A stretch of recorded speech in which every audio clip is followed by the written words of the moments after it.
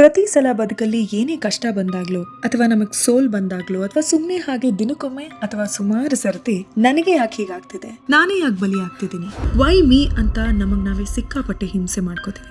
ಆದ್ರೆ ಸುಮಾರು ಜನಕ್ಕೆ ಆ ದೇವರು ಹುಟ್ಟುತ್ತಲೇ ದೇಹದ ನ್ಯೂನತೆ, ಆರೋಗ್ಯ ಸಮಸ್ಯೆ, ಹಣಕಾಸು ಸಮಸ್ಯೆ, ಸಂಬಂಧಗಳ ಕೊರತೆ, ಬದುಕಲ್ಲಿ ಮಾಯದ ಮನಸ್ಸಿನ ಗಾಯ, ಹೀಗೆ ಸುಮಾರು ಸವಾಲುಗಳನ್ನ ಒಡ್ಡಿರ್ತಾನೆ. ಅದರಲ್ಲಿ ಕೆಲವರು ಎಲ್ಲ ಇದ್ದು ದೇವರನ್ನ ದೂರುವ ನಮ್ಮಂತಲ್ಲ, ಬದಲಾಗಿ ಅವರ ನ್ಯೂನ್ಯತೆಗಳನ್ನ ಶಕ್ತಿಯಾಗಿ ಬದಲಾಯಿಸ್ತಾರೆ. ಬಡತನವನ್ನ ಛಲದಿಂದ ಅಳಿಸಿ ಹಾಕಬೇಕು ಅಂತ ಪಣ ತೊಡ್ತಾರೆ.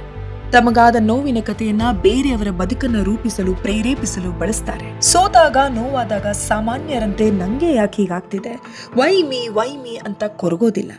ಬದಲಾಗಿ ವಾಟ್ ನೌ, ಈಗೇನ್ ಮಾಡೋದು, ಇದನ್ನ ಹೇಗ್ ಸರಿ ಮಾಡೋದು ಅಂತ ಧೈರ್ಯದಿಂದ ಬದುಕನ್ನ ಎದುರಿಸ್ತಾರೆ.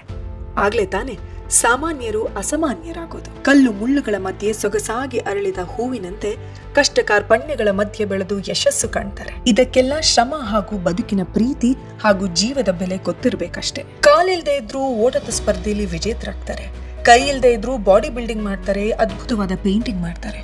ಕಣ್ಣಿಲ್ದೇ ಇದ್ರೂ ಡಬಲ್ ಡಿಗ್ರಿ ಮಾಡಿರ್ತಾರೆ. ತಂದೆ ತಾಯಿ ಯಾರು ಇಲ್ದೇ ಇದ್ರೂ ತಮ್ಮ ಸೋದರ ಸೋದರಿಯರ ಜವಾಬ್ದಾರಿಯನ್ನ ತಗೊಂಡು ಅವರ ಬದುಕಲ್ಲಿ ಬೆಳಕಾಗಿರ್ತಾರೆ. ಕಿತ್ತು ತಿನ್ನೋ ಬಡತನದಲ್ಲೂ ಕೂಡ ಛಲ ಬಿಡದೆ ಸಿಕ್ಕ ಕಾಯಕವೇ ದೇವರು ಅಂತ ತಿಳಿದು ಬದುಕು ಎಂದರೆ ಇದೆ ಎಂದು ಸಾರಿ ಹೇಳುವ ಮಹನೀಯರಿದ್ದಾರೆ.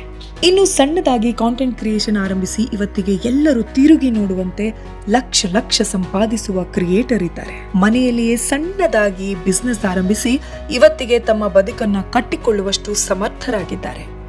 ಯಾವ ಗುರುವೂ ಇಲ್ಲದೆ ಬರೀ ಓದಿ ಯೂಟ್ಯೂಬ್ ನೋಡಿ ಹೊಸ ವಿದ್ಯೆ ಕಲಿತು ಬದುಕನ್ನ ರೂಪಿಸಿಕೊಂಡವರು ಇದ್ದಾರೆ. ಆದ್ರೆ ನೆನಪಿರ್ಲಿ, ಇವರೆಲ್ಲರಿಗೂ ಕೂಡ ನೋವು, ಹತಾಶೆ, ನ್ಯೂನ್ಯತೆ, ಅವಮಾನ, ಅಪಮಾನ, ಸೋಲು, ಮಾನಸಿಕ ವೇದನೆ, ಕೌಟುಂಬಿಕ ಸಮಸ್ಯೆ ಎಲ್ಲವೂ ಇದ್ದೇ ಇರುತ್ತೆ. ಆದ್ರೆ ಎಲ್ಲರೂ ಅವರನ್ನ ನೋಡಿ ಆಡಿಕೊಳ್ಳುವಾಗ, ಹೀಯಾಳಿಸುವಾಗ, ಅವಮಾನಿಸುವಾಗ ಅವರದಕ್ಕೆ ಯಾವುದಕ್ಕೂ ತಲೆ ಕೆಡಿಸ್ಕೊಳ್ಳೋದಿಲ್ಲ.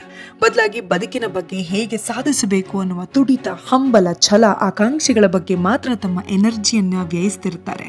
ಹಾಗಾಗಿಯೇ 1000 ಮಂದಿಯಲ್ಲಿ ಬರೀ ಒಬ್ಬರು ಮಾತ್ರ ಸುಂದರ ಬದುಕನ್ನ ರೂಪಿಸಿಕೊಳ್ತಾರೆ. ಎಸ್, ಕೊನೆಯದಾಗಿ ಪ್ರತಿದಿನ ಬೇರೆಯವರಿಂದ ಕಲಿಯೋಣ, ನಮ್ಮ ಶಕ್ತಿಯ ಬಗ್ಗೆ ತಿಳಿಯೋಣ, ನೋವುಗಳನ್ನ ಛಲವಾಗಿಸೋಣ, ಕನಸುಗಳನ್ನ ನನಸಾಗಿಸೋಣ, ಸೋಂಬೇರಿತನ, ನೆಗೆಟಿವಿಟಿಯನ್ನ ಮಟ್ಟ ಹಾಕಿ ಸಾಧಿಸೋಣ, ಬೇರೆಯವರಿಗೆ ಯಾವುದೇ ನೋವು ಕೊಡದೆ ಜೀವಿಸೋಣ.